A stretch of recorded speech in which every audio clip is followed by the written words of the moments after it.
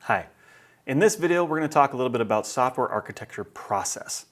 So the software architecture design process looks a little bit like this. There's three major concerns when we start talking about design process. System structuring refers to how the system is decomposed into these several principal subsystems, and communications between those subsystems are then identified. We're keying in particularly on things like the interfaces. As soon as we start to decompose or separate elements or components, large-scale subsystems of our overall system, we have to start worrying about how they're going to continue to communicate now that we've separated them.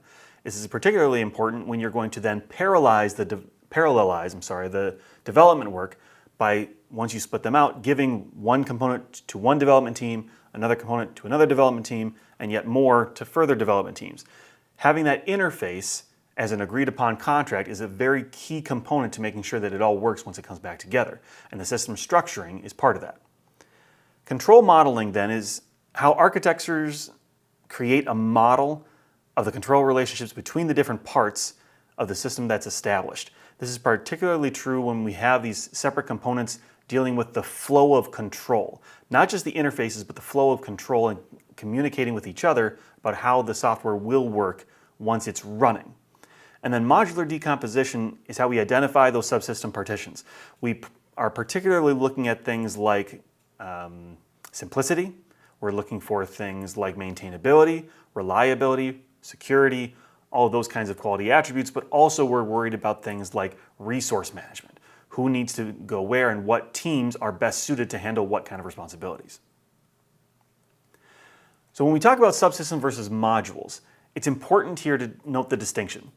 Subsystems are still an independent system which could hold business value. It's not our full product, but it's still some part of that product that by of itself has business value and it can run completely independently.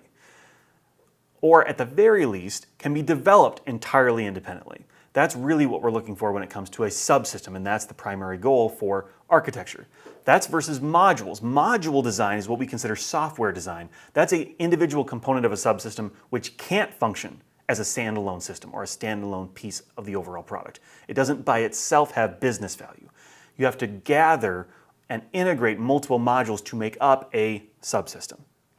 And while the distinction may still be a little bit gray, don't feel alone in that. That's not a cut and dry distinction for any developer or engineer. But the key here is going to be, can it stand on its own?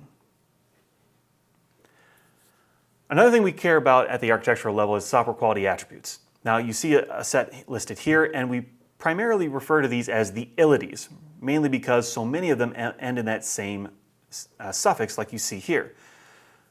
Each of these tends to be something that's associated with architecture. It doesn't mean that it can't be associated with other stages in the process like requirements, design, or even implementation, but it's something that we particularly focus on at the architectural stage.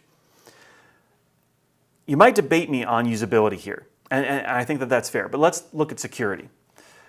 There isn't much one can do at the design stage to affect security. You're making class diagrams, you're deciding which methods to use. There aren't as many security concerns at that stage. However, from an architectural perspective, you can talk about things like server configuration, which operating systems you'll use, how to separate vulnerable subsystems from others, and how to talk about installing the appropriate software and security tools alongside the software you're building in order to make the entire software product work. When it comes to the architecture, we're typically talking about enterprise level planning. So where will this eventual system fit with everything else? How does it fit within the current security constraints? How does it fit within the current performance constraints? What about hardware? How are we going to procure that? Where do we get funding for the developers to build this? How can we split up the work so that we can get it done as quickly as possible using the right people? Those are all architectural concerns. And a lot of it comes back to how do we affect these quality attributes? How do we break up the system and divide the responsibilities such that we can ensure reliability, such that we can ensure performance and security? Software architecture process concerns itself primarily with those three things: estimation, estimating the work in total, deciding how much it's going to take, how long it's going to take, who's going to do it, focusing on quality, how do we ensure things like reliability and performance, especially at this architectural level, since those are primarily hardware and developer-focused concerns.